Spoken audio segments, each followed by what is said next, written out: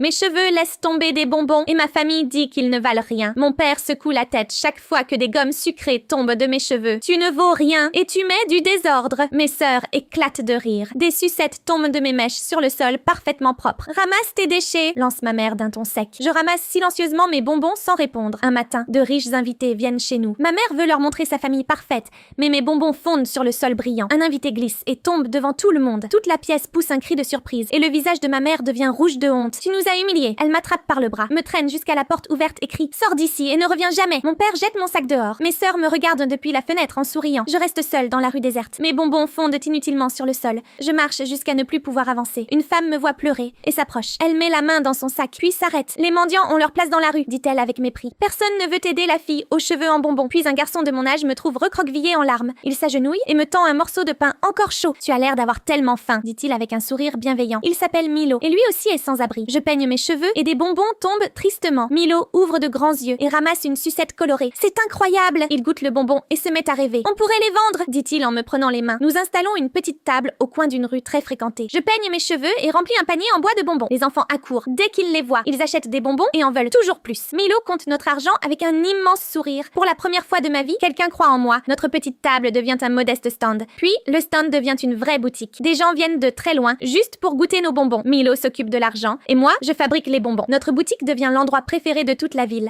La fille qu'on disait sans valeur ne l'est plus. Les années passent et ma boutique de bonbons devient célèbre. Des lumières dorées illuminent son entrée toujours pleine de monde. Milo et moi partageons tout ce que nous avons construit ensemble. Les cheveux que tout le monde détestait ont rendu tout cela possible. Mes bonbons ont construit cette vie magnifique. Un soir, la porte s'ouvre et ma famille entre. Ma mère paraît plus âgée et ses beaux vêtements sont déchirés. Mon père boite derrière elle, fatigué et vieilli. Mes sœurs les suivent, maigres et affaiblies. Ils ne savent pas que la riche propriétaire de la boutique, c'est moi. S'il vous plaît, donnez-nous quelques bonbons, supplie doucement ma mère. Puis elle lève les yeux et reste figée de stupeur. Elle me reconnaît et prononce mon nom dans un souffle. Elle tend les bras vers moi. Mon père m'adresse un faible sourire. Tu nous as tellement manqué. Mes sœurs pleurent et acquiescent. Je me souviens du jour où ils m'ont jeté dehors. Je me souviens de chacune de leurs paroles cruelles. La fille sans valeur qu'ils avaient abandonnée possède désormais tout cela. Je regarde la famille qui n'a jamais voulu de moi. Vous disiez que je ne valais rien, dis-je calmement. Vous m'avez laissée seule dans la rue. Ma mère pleure et essaie encore de me toucher. Mais certaines portes se ferment pour toujours. Cette maison n'est pas pour vous, dis-je. Je me détourne et serre Milo contre moi. J'appelle mes gardes qui les escortent hors de la boutique. Ils repartent les mains vides. Je ne ressens ni colère ni culpabilité. La famille que j'ai aujourd'hui est celle qui est restée à mes côtés. Milo serre doucement ma main sous la chaleureuse lumière.